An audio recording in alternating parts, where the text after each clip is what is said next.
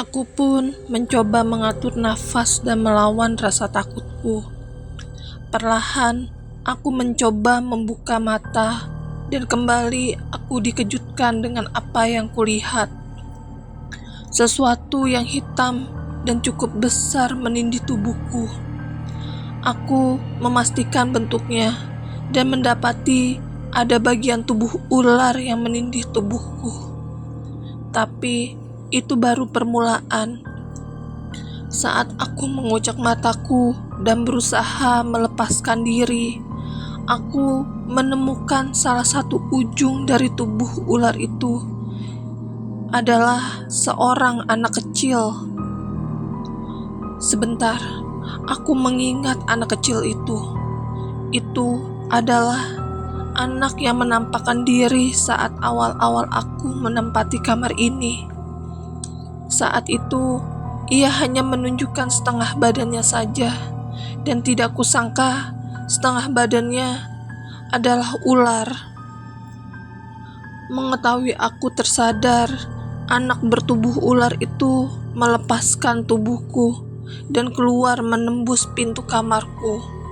Aku pun mulai merasa lega dan kembali mencoba menutup mataku. Tapi perasaan aneh kembali terjadi. Belum sempat aku tertidur, aku merasa ada sesuatu yang menatapku dengan tajam. Aku pun membuka mata lagi dan mendapati anak bertubuh ular itu berada di hadapanku lagi. Tapi saat mengetahui aku tersadar lagi, ia pun pergi ke arah pintu lagi. Tunggu, apa dia ingin aku mengikutinya? Aku pun mencoba membuka pintu dan mendapati sosok anak bertubuh ular itu menantiku di arah rumah depan. Ia pun berjalan lagi menembus pintu depan. Sepertinya dugaanku benar, ia memintaku untuk mengikutinya. Tapi sepertinya aku tidak akan mengikutinya terlalu jauh. Tapi aku merasa ada yang aneh. Pintu depan tidak terkunci. Saat itu aku mulai cemas. Aku melangkah ke arah pintu dan membukanya sesuai dengan kemauan anak itu, dan mendapati ia terhenti di teras rumah. Ia seperti tidak bisa melangkah lebih dari itu. Tapi masalahnya bukan itu. Ada seorang anak kecil di halaman. Aku bisa memastikan dengan jelas bahwa itu adalah Gendis. "Gendis, ngapain kamu di luar? Ayo masuk," teriakku panik saat melihat Gendis berdiri sendirian di halaman. Sayangnya, ia hanya menatap ke arah hutan membelakangiku dan rumah kami. "Gendis!" Aku berteriak sekali lagi dan berlari ke arahnya. Tapi Gendis bertingkah aneh. Dia tertawa sedikit dan kadang tersengal sembari memandang dengan mata melotot.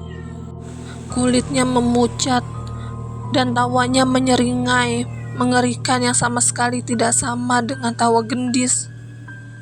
"Gendis, kamu kenapa? Ayo masuk," teriakku sembari menarik tangannya. Tapi Gendis dengan mudah melepaskan gandenganku dan bersikeras untuk tetap di tempatnya. Apa berarti Gendis kesurupan? Setelah beberapa kali gagal menyadarkannya ataupun membawanya, aku pun memutuskan untuk memanggil ibu di dalam untuk membantuku. "Bu, bangun bu, Gendis kesurupan," teriakku.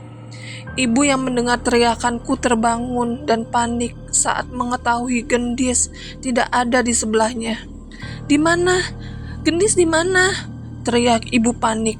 "Di halaman rumah, Bu." Ibu pun segera berlari ke arah Gendis dengan wajah cemas. Tapi saat aku akan menyusulnya, aku mendengarkan suara aneh dari dalam kamar ibu. Suara itu dari dalam lemari. Grudak, grudak. Aku pun menghampiri lemari itu dan memastikan suara itu berasal dari dalamnya. Suara itu mengecil saat aku semakin mendekat. Anehnya, kali ini aku tidak mengalami perasaan takut. Aku pun membuka lemari itu dan melihat ke segala arah. Ada baju-baju kami bertiga dan beberapa barang. Tapi tanpa sadar mataku terhenti di sebuah kantung. Sebuah kantung berisi benda yang diberikan oleh temanku Andri saat akan pindah ke tempat ini. Sebuah ukiran kayu berbentuk ular.